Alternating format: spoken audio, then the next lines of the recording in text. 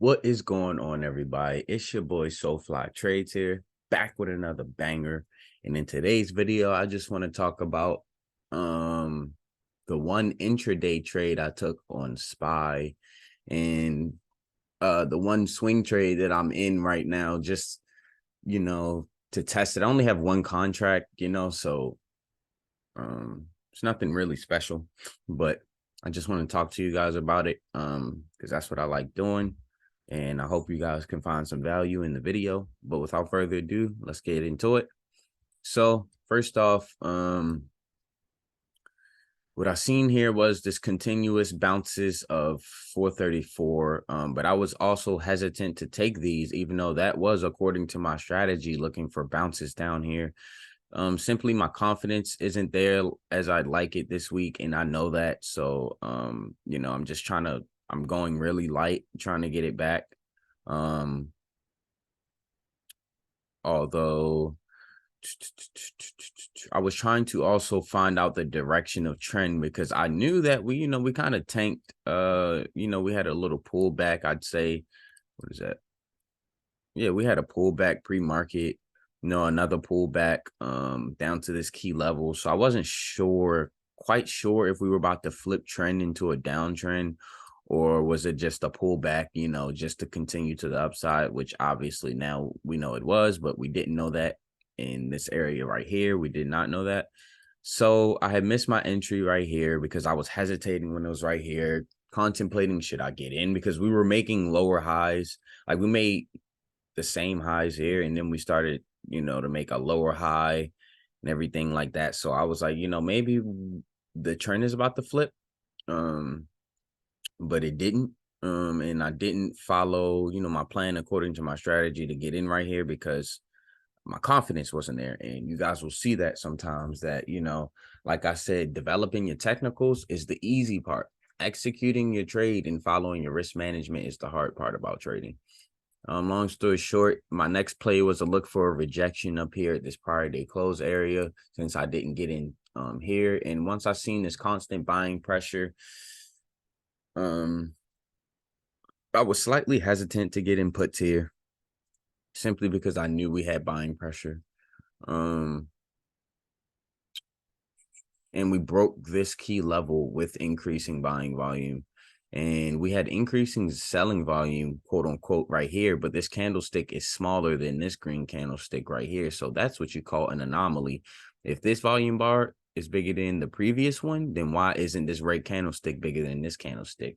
Which is telling me buyers are really there. So long story short, I seen this rejection with increase in volume. So that was looking good to me. So I got in positions of this retest at 436. Held price, took it down. I wanted to take it down to 435, but it didn't quite happen. So I sold basically all my contracts at these lows, because I knew we were at, if you look at this little area right here, we bounced in this area of, what was it, resistance turned into support. So I was just prepared to sell right here. And I knew that buyers came in, and they were coming in with strength. As you guys can see, they were coming in with strength right here, increasing volume on this push up to the prior day close, which is also telling me that buyers really want this level. So I didn't want to try to hold this play too long. So I literally took it from, the rejection of this key level, literally down to basically almost VWAP. Not very ideal as far as risk to reward is concerned, but I tried since I missed my first entry down here, I tried my second plan of the day. It netted me not that much, honestly.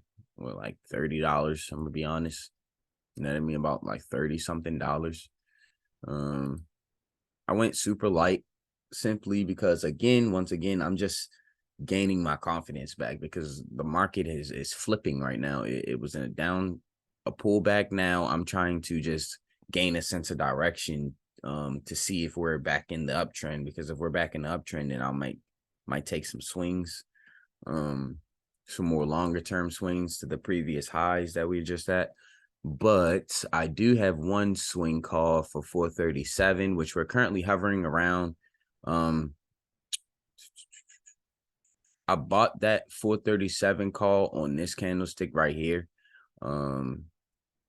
because it was an engulfing bullish candlestick from this previous bearish candlestick, letting me know once again buyers were here. And it expires tomorrow, so we could very well be, well above it tomorrow, probably hit 439. But we'll see. We will see. In my Nvidia contracts, let's look at Nvidia because that just went completely against me. But as I told you guys before, I'm completely fine with that. I ain't sweating. I ain't crying. I ain't, complaining. It is what it is, you know. Although that I also did take I took the trade too early on Nvidia, simply because I thought the earnings call was this month on the 23rd, but it's on August 23rd. So I'm 2 months ahead. So, once I found that out, I just kind of expected to lose the money, but it's fine. It's all in a day's work, nothing but variance. And this will not be my last trade. I'll be trading for the rest of my life. You know what I mean? So it's no big deal. This is one trade out of the thousands I'm going to take. But yeah, basically I said my price target was 470. And as you guys can see, we are nowhere near that. We would have to break these highs. We had to break this high of 439, basically. Yeah. We would have to come through so hard before Friday. It's just not ideal. It's not happening, so I'm just going to count this trade as a loss right now. Boom. It is what it is. I'm going to focus on swing trading until Nvidia earnings come out. I have to have like a really good bias and conviction for Nvidia for me to take swings on it. As far as SPY is concerned, SPY is way more manageable. So I'll be looking to take more swings on SPY, especially if we have more upside.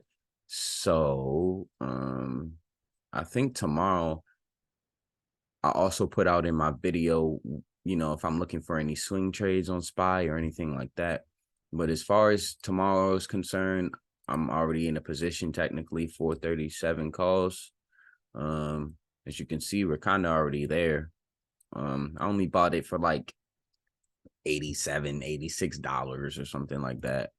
I don't know. It's already up a couple dollars. It's up $35 right now. So, easy money. But other than that, I really appreciate everybody for tuning in, and I can't wait to hit 100 subscribers. I'm going to keep saying that until I hit it. You got to speak it into existence. It's just like trading. If you want to be a day trader or swing trader or whatever, scalper or whatever, you have to speak it into existence. You have to believe in yourself when nobody does. You have to, because not everybody's going to be there to cheer for you, and I've learned that in life. But other than that, I appreciate everybody for tuning in, and I will see you guys next time. Peace.